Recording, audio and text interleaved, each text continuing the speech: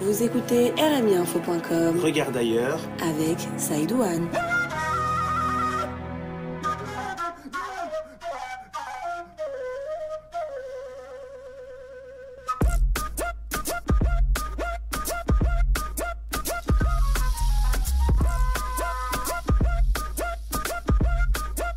Bonsoir. Bonsoir. Comment la Mauritanie est-elle vue des médias nationaux et internationaux ? 2016 commence avec des hauts et des bas pour notre pays en termes de couverture médiatique. Les sujets devenus récurrents tiennent toujours une place importante dans le traitement de l'information nous concernant. Esclavage, terrorisme et corruption, n'en déplaise à certains, demeurent des boulets que nous traînerons avec nous en attaquant cette nouvelle année. Il faut ajouter à cela notre politique intérieure et notre politique étrangère qui semblent tiraillées par des intérêts divergents. D'un autre côté, l'effervescence du monde des affaires mauritanien, qui pourrait être interprétée comme un signe de bonne santé économique et financière, pêcherait par son opacité et par un manque évident de régulation. Cette intro ayant été faite, on commence par IRA et son prix Tulip. Oui, la remise de ce prix Tulip pour les droits de l'homme à l'organisation IRA, Initiative pour la résurgence abolitionniste, lui a été décernée par le ministère des Affaires étrangères néerlandais. C'est le site Deutsche Welle qui le rapporte, précisant que le ministre des Affaires étrangères, Bert Koenders, voulait récompenser IRA pour le combat qu'il mène pour des personnes marginalisées et exclues, rappelant au passage que le leader de cette organisation, M. Biram Da Ould Abeid, n'avait pu se rendre à la cérémonie, entendu qu'il purgeait une peine de prison pour appartenance à une organisation non reconnue. Esclavage à présent, et ça se passe au Royaume de Belgique. Oui, c'est le site de la Libre Belgique, sous la plume de Marie-France Cros, qui titre pour sa part la Mauritanie esclave de son crime, soulignant la contradiction qui existe selon elle dans le discours de notre exécutif, qui affirme d'un côté que l'esclavage n'existe plus et qui, coup sur coup, comme pris d'une frénésie procédurière, décide de mettre en place un tribunal spécial pour juger les crimes d'esclavage, de voter une loi faisant de l'esclavage un crime contre l'humanité et tout récemment, par décret présidentiel, d'annoncer la création de 3 cours criminelles spécialisées dans la lutte contre l'esclavage. Pour couronner le tout, dans un formidable et cocasse coup du sort, survient l'arrestation à Néma dans le sud-est de la Mauritanie de 2 individus pour pratiques esclavagistes. Quand les auteurs d'un crime qui n'existe pas se font arrêter, pouvons-nous au moins nous réjouir du fait qu'ils appartiennent sans doute à une espèce en voie de disparition ? Enfin, je ne peux m'empêcher à la lecture de tous ces articles de ressentir que nous nous attaquons à la forme mais pas au fond. Ce qui n'a rien d'étonnant au demeurant si l'on considère que ceux qui parlent ou écrivent sur ce phénomène d'esclavage en Mauritanie le font d'une hauteur qui ne leur permet pas de saisir autre chose que ses contours. Et pourtant, les textes condamnent l'esclavage en Mauritanie.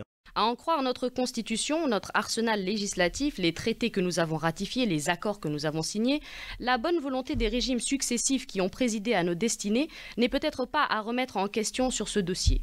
Néanmoins, il apparaît clairement à tout le monde que si bonne intention il y avait, l'application sur l'ensemble du territoire laissait à désirer. Est-ce en raison de l'immensité de notre territoire ou en relation avec nos modes de vie comme le nomadisme? Y a-t-il des intérêts en jeu qui sont délicats à appréhender ou à confronter? Inera, dites-nous très clairement qu'est-ce qui se passe dans la réalité. Ne perdons pas de vue et n'oublions pas que nos populations sont avant tout gouvernées par des règles et des normes sociales qu'elles ont héritées de nos systèmes traditionnels. Nos sociétés ne sont pas que le reflet d'un entêtement à conserver par tradition des pratiques issues d'un autre temps et d'une autre époque. Elles sont surtout l'objet de réactions de préservation communautaire consistant à ne pas remettre en cause un certain ordre établi au sein de nos communautés par crainte de ne plus bénéficier de la solidarité du groupe. Cette situation est la conséquence d'un État qui s'est absenté de ses missions sociales et qui a démissionné de son rôle d'orientation, de gestion et de cohésion. Notre gouvernement actuel s'échine à manifester à tort et à travers son implication à résoudre cette question de l'esclavage en Mauritanie.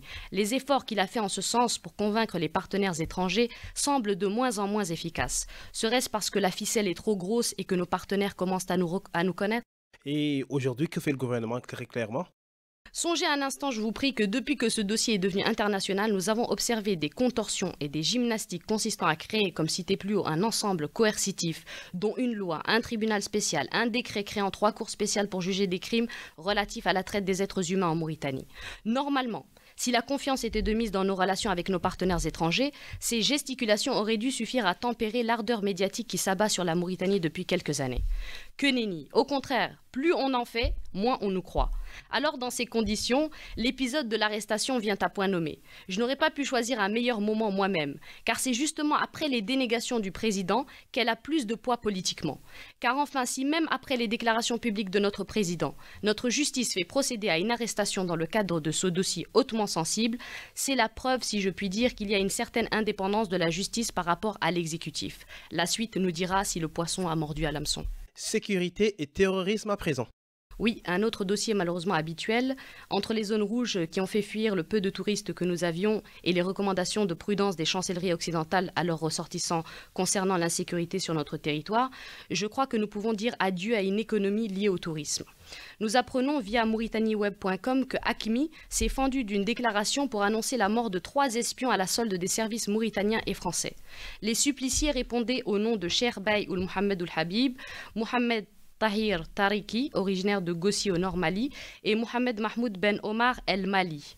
Le premier, un Mauritanien, était le frère du djihadiste Ma'rouf Ould Heiba, condamné à la peine capitale par la justice de son pays pour l'assassinat de 5 touristes français près d'Aleg le 24 décembre 2007.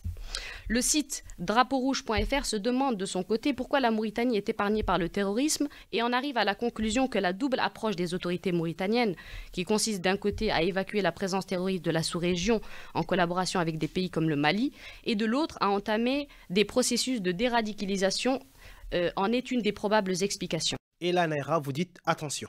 Prenons garde, néanmoins, que l'explication se trouve ailleurs, comme par exemple dans notre empressement à emboîter le pas des monarchies du Golfe dans leurs équipées guerrières contre d'autres pays arabes, dont le Yémen. Nous aurions tort de tomber dans ce travers ou cette folie qui voudrait que d'un côté on combatte un extrémisme ravageur et meurtrier et que de l'autre côté on ferme les yeux sur l'origine et les motivations profondes qui en sont le fondement. Prenons garde de ne pas tomber dans une vision sectaire du monde musulman, celle-là même qui a permis aux terroristes de déclarer qu'un tel est musulman et qu'un tel ne l'est pas, uniquement dans le but de justifier de lui enlever sa vie et ses biens. C'était le kiosque des Rémi avec Naira. Naira, merci. Merci. Je rappelle, Naira, qu'on peut retrouver vos chroniques sur rmiinfo.com. Naira, à bientôt. À bientôt.